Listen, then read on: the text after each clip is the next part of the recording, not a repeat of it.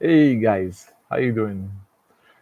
Welcome back or welcome.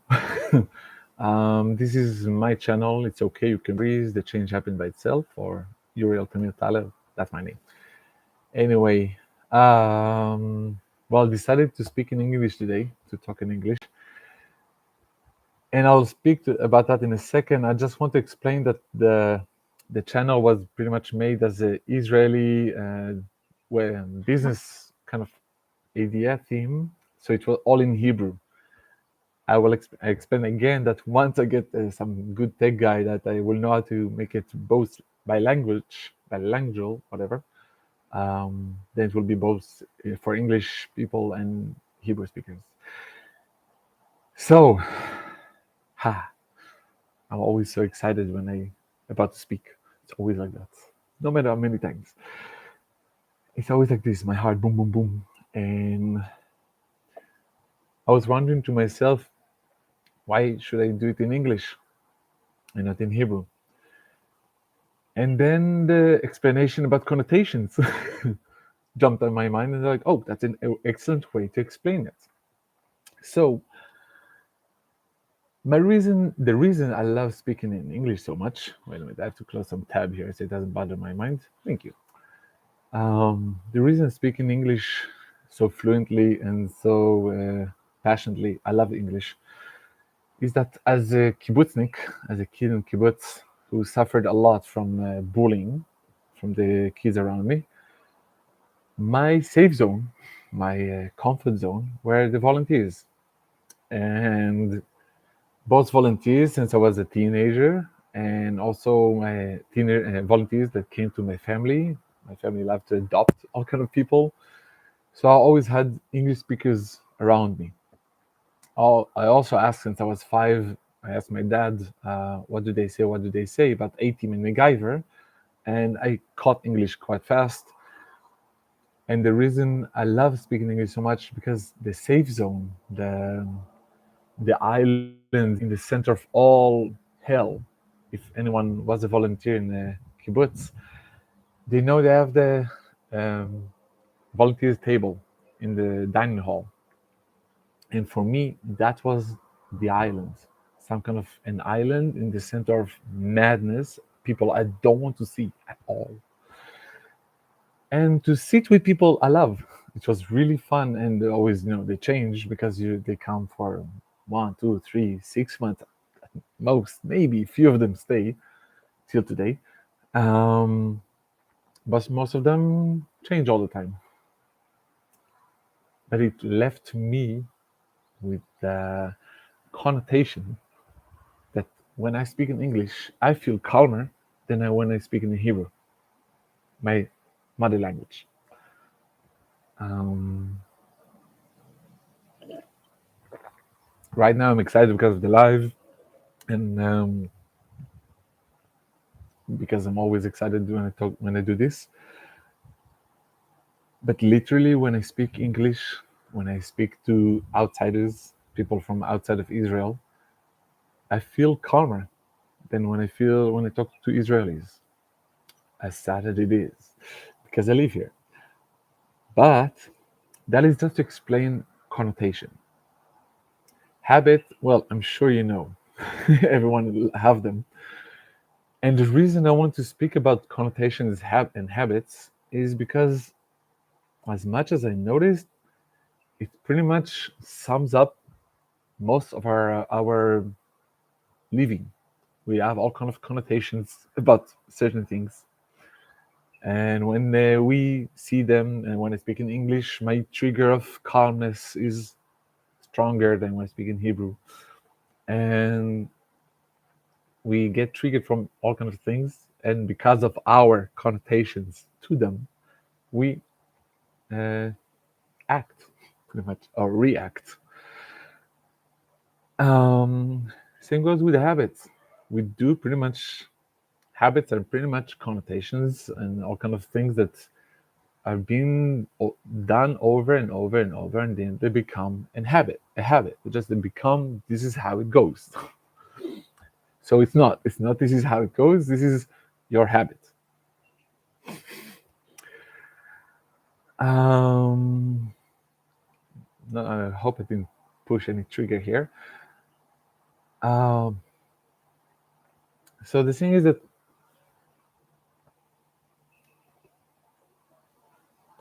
me living with CPTSD today, I know my main work throughout my life wasn't about finding the better job because I couldn't hold on to them anyway. 2 3 months and I would go nuts from staying there. Not a joke. Most of my jobs were like at top 6 months. The jobs I worked in. Same way with relationships. Very few of them passed the 1 year mark. Very few of them. And that is because I know today my CPTSD. Today that I know what it is, I hope I can handle it better. We'll see. We'll see in the next relationship. But the thing is that my work, the way I improve my life, the way I improve the way I live, the way I do things, the way I feel, the way I live with myself, anything, is that I look at the my connotations and habits and change them. I don't try to change big things. I just look into what can I change in the tiny things. Something that I can literally change a habit, like the sugar in my coffee or the way I take a shower or the way I used to think about money or relationships or whatever. When we create a tiny little bit, a tiny little change in the habits, in the whole thing, but in the one screw, well, you can just think of a huge machine. Take one screw out. Would the machine work? No. So if you want to break a habit, all you have to find is to find that little thing you can change and say, hey, how is this? The machine stopped working. The habit stopped once you look at it. You just take the screw out. And the reason I'm speaking about changing habit and connotations is that it changed my life. I can't even explain in how much. I can't even be as dramatic as I want to be because it's impossible to explain it. I can say that my financial um being, my family financial existence changed completely from people who are very scared of not having money to people who are, wow, I have money. What can I buy? Not rich. No, we're not rich. Thank you. Don't want. It's not my idea. Who cares? If I have way too much money than what I need, it's a waste of money. I will just do something with it. But the thing is that the way I am with myself, from not being able to even take care of my own self to having a daughter. Yes, I did it very late when I was 37. Who cares? I have an amazing daughter. I love it too. Wow. I changed the way I thought about myself, the way I feel about myself, from hating myself, from scared from myself, from being angry about myself, from being jealous about. It's kind of weird to think about it, but it was there. And today, I can say that even if you could have seen the marks of the week I used to do this to myself, if you would see it, I would look like a slave, literally. Thank God it's healing because I stopped doing it. Or I wanted to change my life completely, like the world. And today, because I know how to do it, I don't need to do this. I just change the way I feel about things. Because if I'm scared from anything, the point of view, if I look at it like, oh my God, this is like this, that literally takes all my point of view into, oh my God, life is terrible. If I, it's amazing. I even see it with my daughter, and I practice with it in my mind all the time. Even now, when I brought it to kindergarten, and I still kind of puzzled why it didn't work, but whatever. I'm working on it. I noticed that the moment we arrived to the kindergarten, my inner feeling completely changed because I was worried that she will kind of like do a kind of a like, "Oh, I don't want to leave, I don't want you to leave," or whatever, like a breakup scene. And here it came. It was there. It was amazing. I thought like, oh my god, I literally brought the scene into life because when I'm there in my own like life is good, she gives me a hug, she loves me, and she goes. It's that easy. Every time I'm talking to her, every time I want to her to listen to me, I have to go inside and change the way I feel, literally feel about myself. Because I talk to her like this, she will listen. If I talk like this, she will go away. Everybody knows that, right?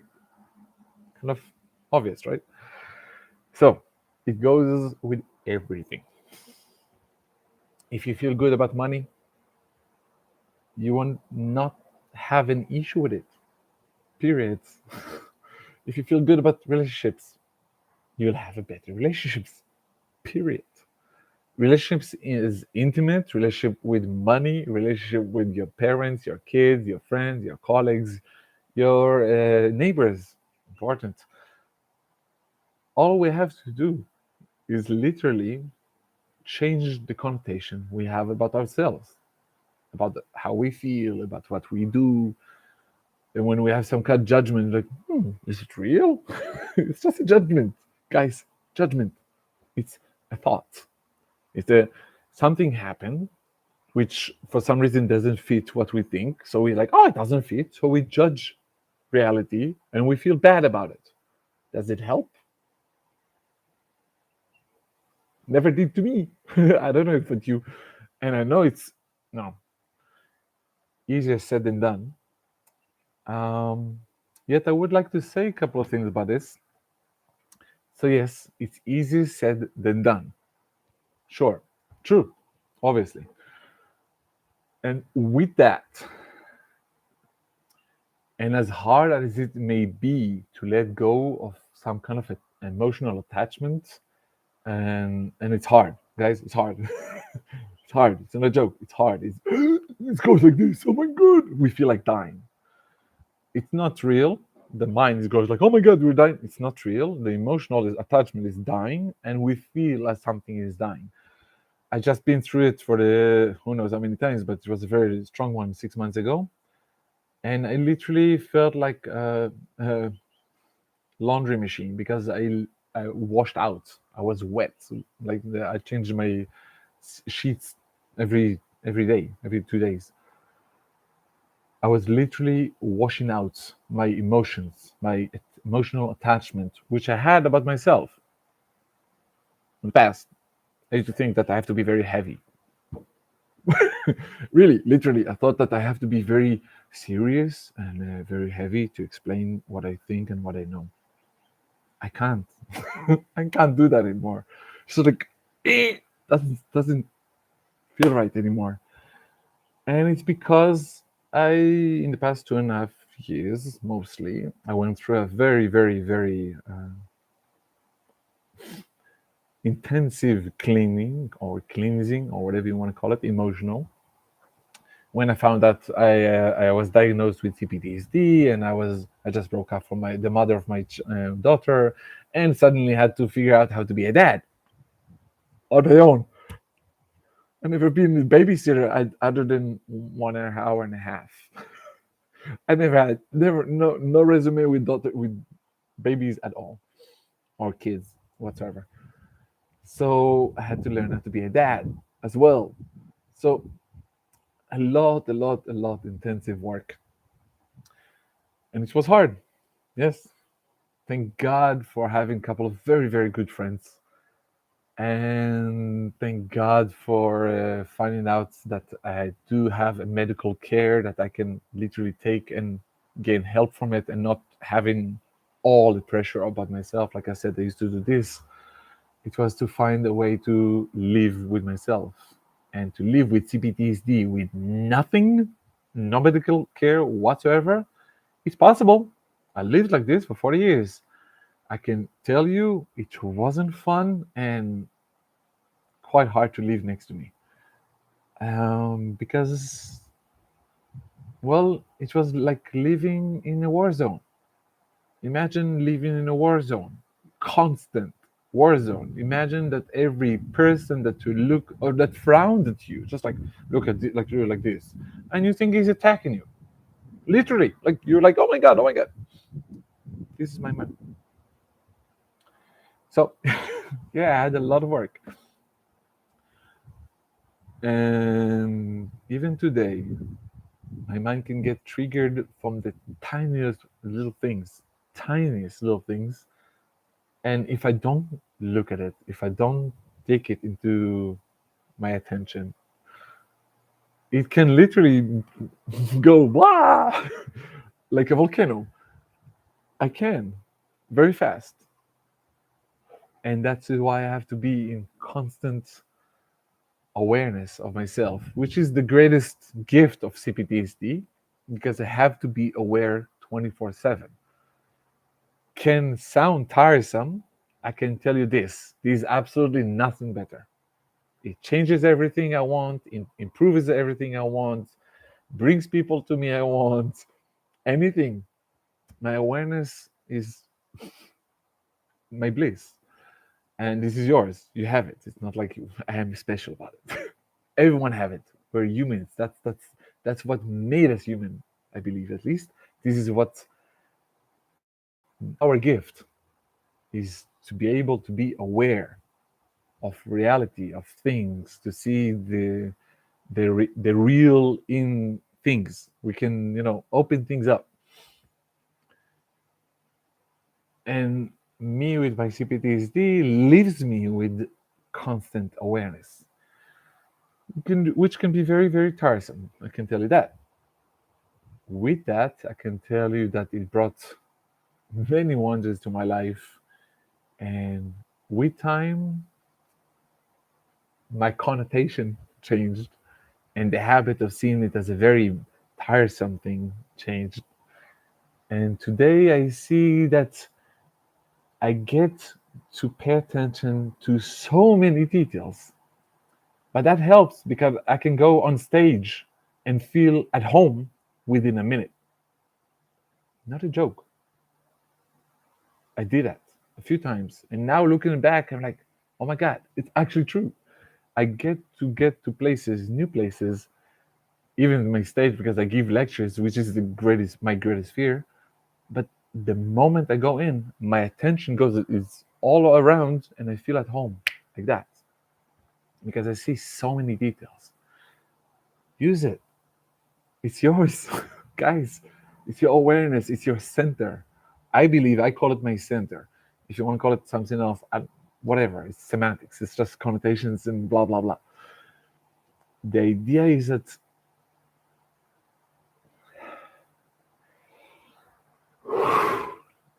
look inside.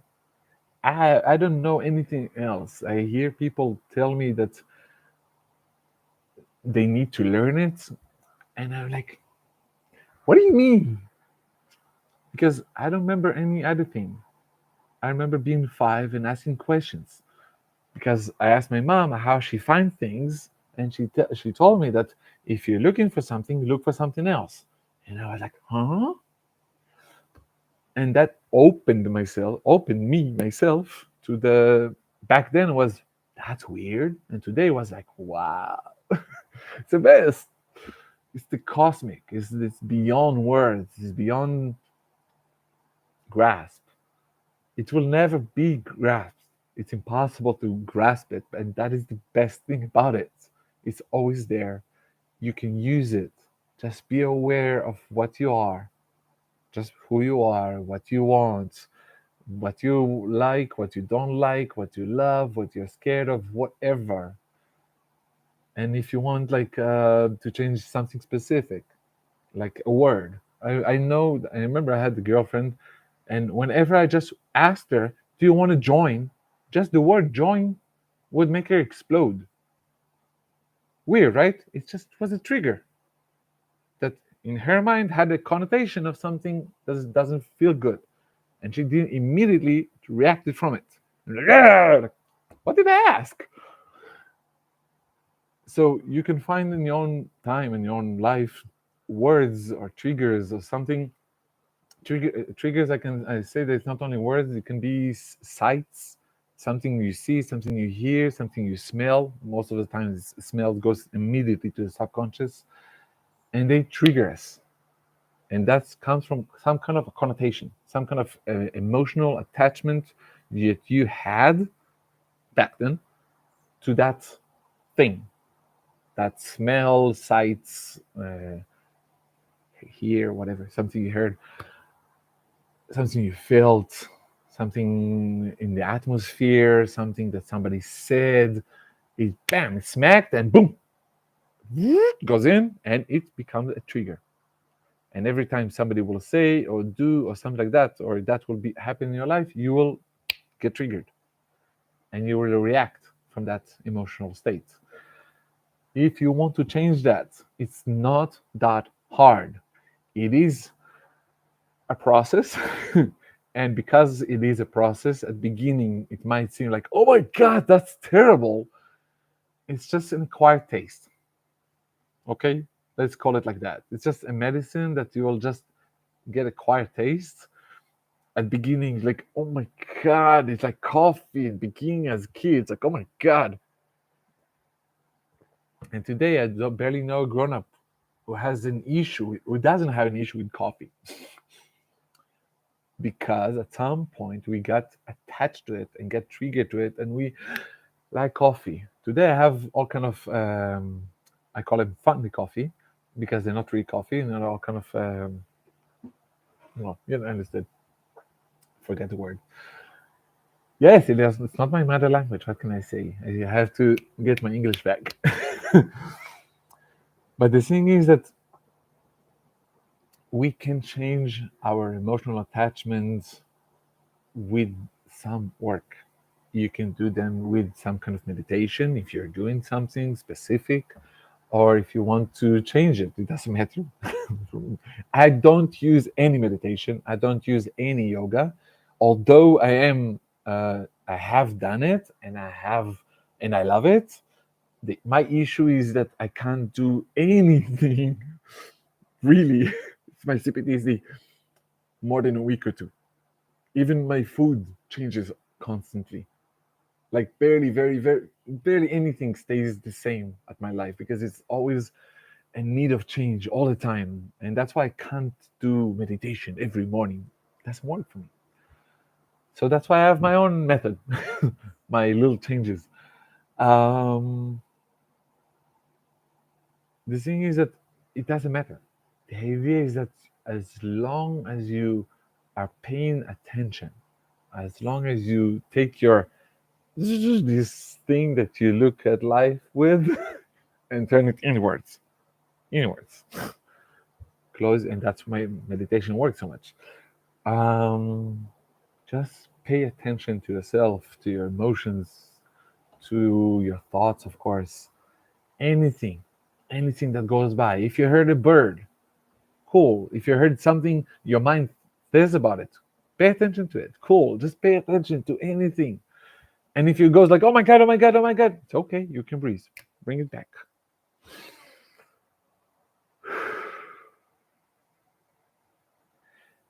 I'll explain it's okay. You can breathe, because many people ask me about it. Because I've noticed it's an excellent meditation tool. The thing is, it's okay. You can breathe. Is a thought. The thought made out of words. It's okay. You can breathe. I received it in Hebrew.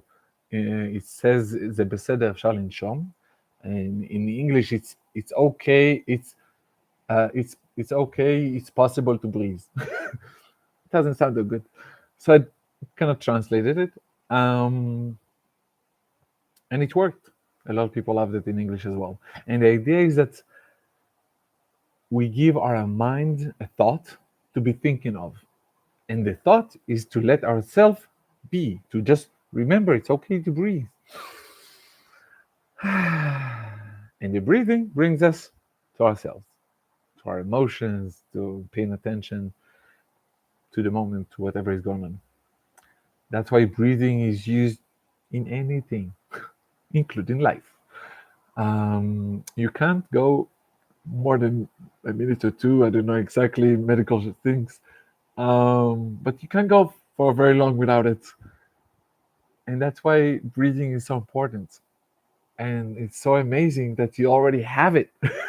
You don't have to learn it. You don't have to pay for it. You don't have to make room for it. Stop work or stop the relationship or do stop your thinking or stop your doing. No, it's there.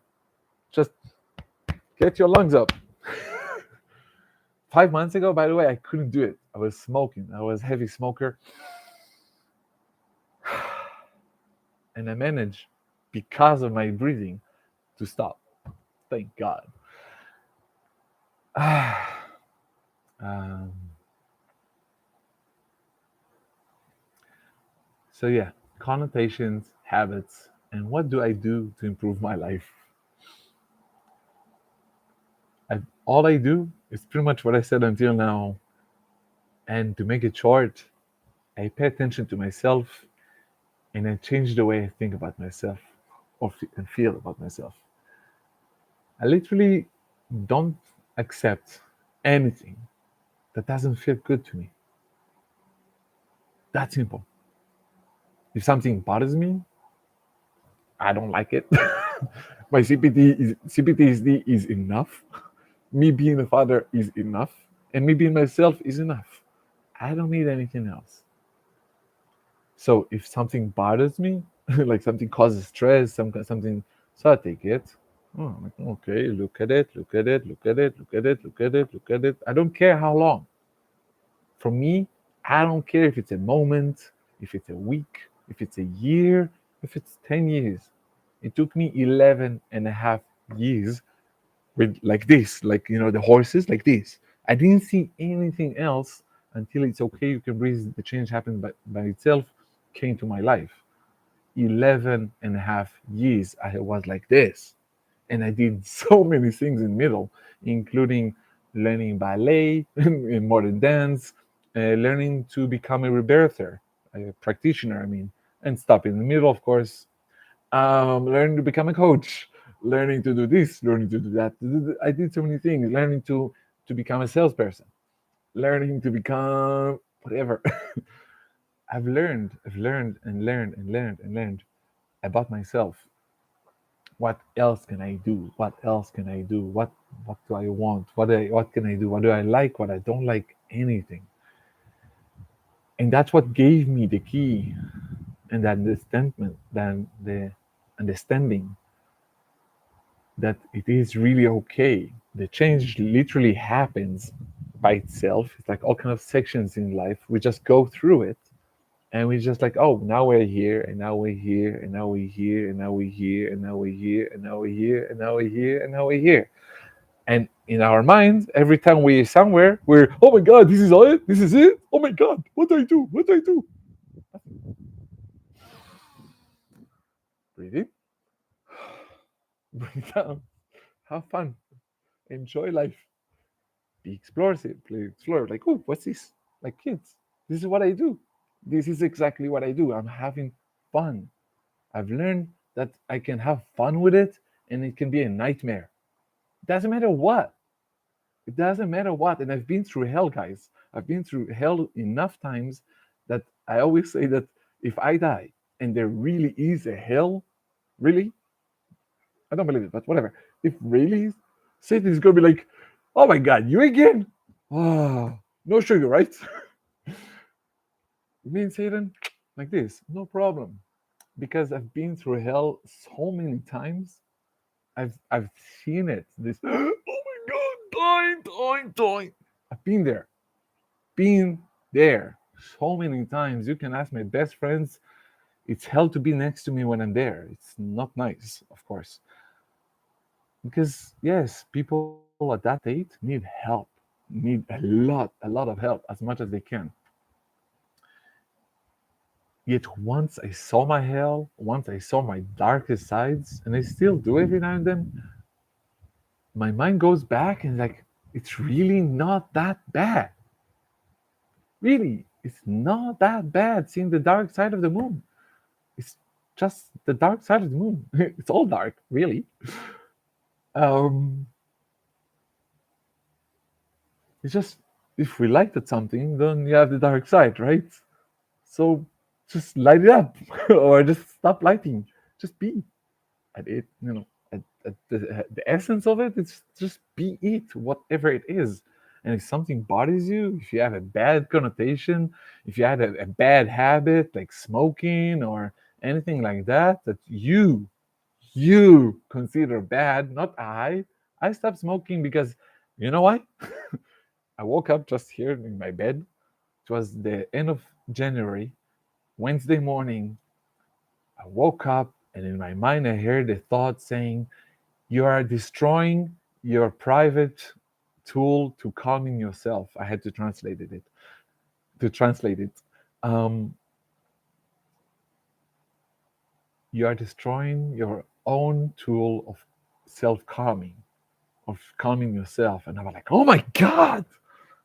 And 3 joints later, I stopped smoking. And you know how I did it? Well, if we're talking about habits, I feel like talking today. Um, I was smoking for 16 years. Before that, I used to smoke only cigarettes. And then I got my medical care, which is cannabis. Thank God.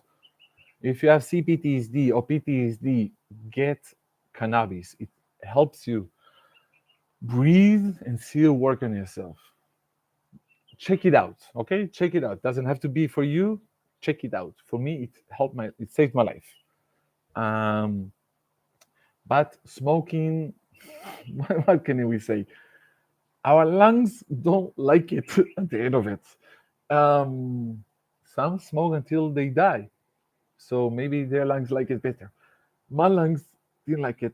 And at some point, because I was becoming very, very heavy smoking, I was smoking 10 to 15 joints a day just to leave, guys, just to get the day done and over and to live with myself and, of course, with my daughter.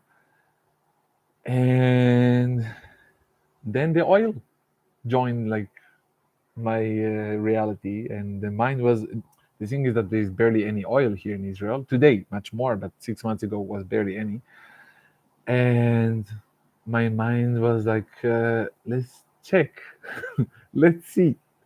So I took 10 out of the 40 grams I had and made it um, oil instead of the flour you smoke.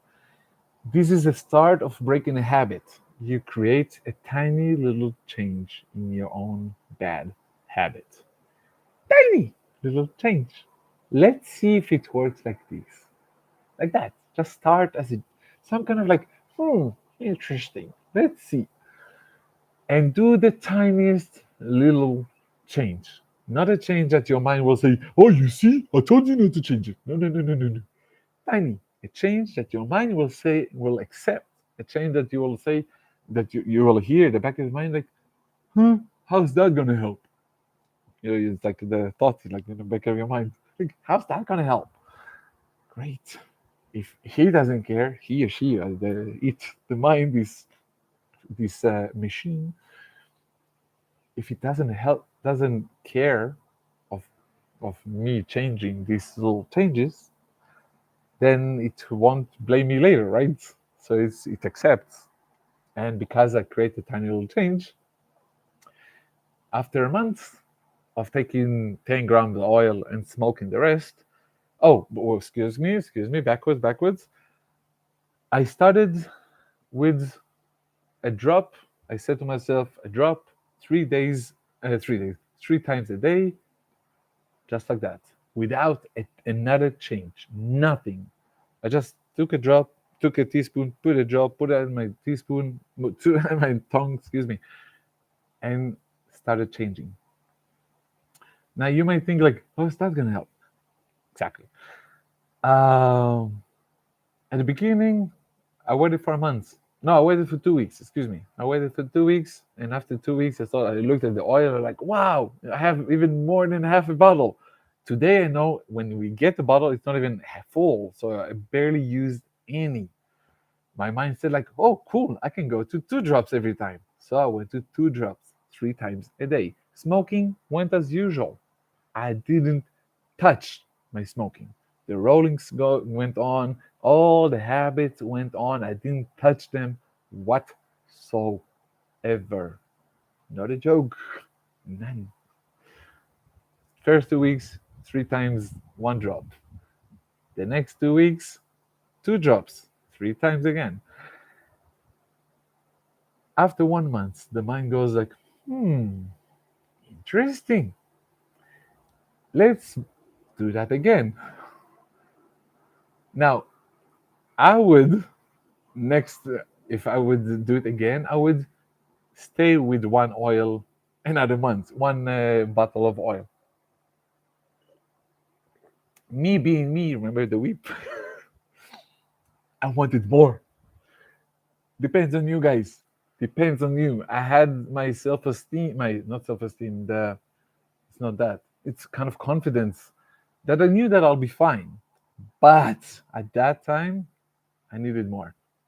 But I started using a bit more oil. I went into stress because I overbought the oil and I bought 20 grams instead of 10 grams. In short, I made the process shorter, which for me was like very extreme, very extreme, very intense. And I was very, very, wow, on the brink. It was a very, very high, extreme, intense point of self. I don't know how to call it. Very like being on the edge, literally being on the edge, being on the cliff. And that is why I say take care of yourself. Don't push yourself. There's no need. Literally, I push myself. If it is one thing I would do different, it was push a little less, if at all. Because I used to literally whip myself, guys. There's no need. You're there. You're already there. The only thing you're changing is the way you look at yourself, the way you feel yourself. That's it. The way your connotation about yourself changes. The moment that connotation changes, you suddenly stop fearing yourself. You stop running from yourself. You stop trying to change everything because yourself is fine. It's perfectly fine. So, if one thing I can tell from my own, if I would do anything different, and from now on I do differently, less pushing, more loving myself as is. This is me now. I love myself. In a few time, I would be this or that or this or that or that. Or this. Doesn't matter. I said for years that I live by 3 facts. I was born, I would die. The rest, well, I was born, I live, and I die.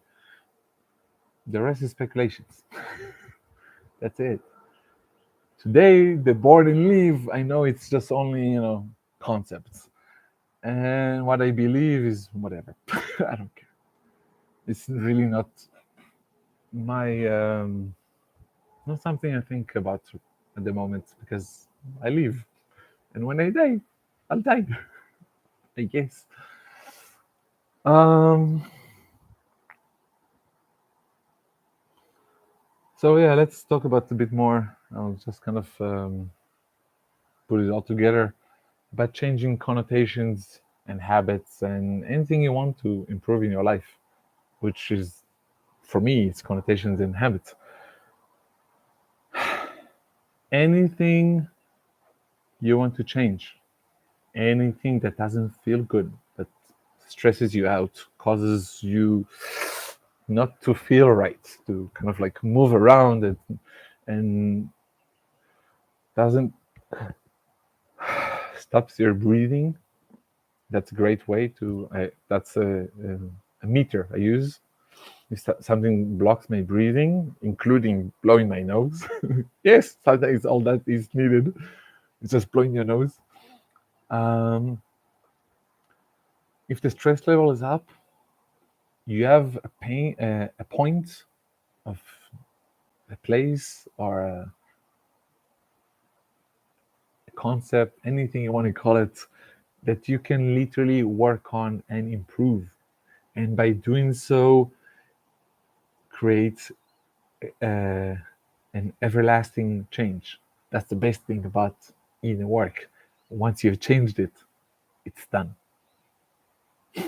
No going back. It's good, guys. It's good. It's always improvement. Always improvement. Always. It's amazing. Because the moment you change, if you didn't feel the improvement, it's not done yet. Literally. You're not back to yourself. When you're back to yourself, you'll feel better. It's just as it how it works for me, and from what I've heard from so many people. Get back to yourself, get aligned with yourself, get close to yourself, talk to yourself. Yes, even people when if they think that it's mad, fuck them. Literally, fuck them. Speak to yourself, get to know yourself. And it's my best friend. He, she, whatever. He I am my own best self because when I'm at peace with myself, I'm at peace. I'm always there. He's always there, always like, hey, you should go here, you should go there. I'm just, this is the mind, and this is the self, this is the, inner voice, And when you get to know yourself, you get to know who speaks. If it's your own self, or if it's mom and dad, or your colleague, or your teacher or with your second grade, or your kindergarten teacher when you're 5, or whatever. Things that we've been told that you can't do this. Who told you? Who? Who told you? If you think about anything, I can tell you, really, guarantee, I did it so many times. I can literally give you my word. If you think about anything that you can't do, it's because somebody in the past, including yourself, told you that you can't do it for some reason. It might be something else, but it stands behind it. And the moment we start looking back and finding who speaks who and whose voice what, we start taking all kind of mom said that I don't need that. Oh, dad told you, ah, fuck that, and all kind of stuff like that. And we become like, oh, this is me, this is my life. Life is good. And I'm speaking as a guy that has a scratch in the record, a scratch, guys, that every now and then I'm thinking about killing myself as a scratch. It just goes there. I know it goes away. I don't care about it anymore, but it's a scratch that I have to deal with. It's a scratch. My CPTSD scratch. Okay. And slowly, slowly, I clean the record. And more I clean it, the scratch feels less and less. I don't scratch it in because I don't feel it. It's just the more we get to know ourselves. You know what? I'll finish with a joke because it's something that somebody told me literally 4 or 5 months ago, as I was coming out of my fourth, yes, fourth greatest depression and strongest yet. As usual, it's always strongest. Um, and I was just coming out of it, and I met a girl. First one is in a long, long time. When I'm down there, I don't meet anyone. And she said in some point, if you don't get to know yourself, you fall into depression. And I said to her, well, maybe that explains why I laugh so much lately, because I've been studying myself for the past 30 years. Because now it's just like that. I can't stop laughing. It's just like this. Well, it's not always like this. If CPTSD, it's like this. Think what you know about 50 years old women. I live like this. Emotional roller coaster, double 50. Not a joke. All the time. Now that I accept it, now that I live in peace with it, it's like, okay, whatever. Sure, okay. I don't mind it that much. So I don't get triggered that much. And I laugh at it much more. And maybe next live will be about my three emotional expresses I found: crying, being angry, and laughing. You choose. I choose laughing. It's much more fun. And yes, I get angry. And yes, of course, I get sad and cry. Obviously. Who doesn't? I just prefer to laugh more. Anyway, I think that's enough for today. Um, Thank you for being there, for allowing me to speak in English. It's actually literally better and easier for me to do it. So thank you very much. And well, hope to see you soon. And I hope I'll make the YouTube channel a bit more Englisher for you guys. Uh, some patience. See you soon. Ciao, amigos. Have a great week. Yes. Ciao.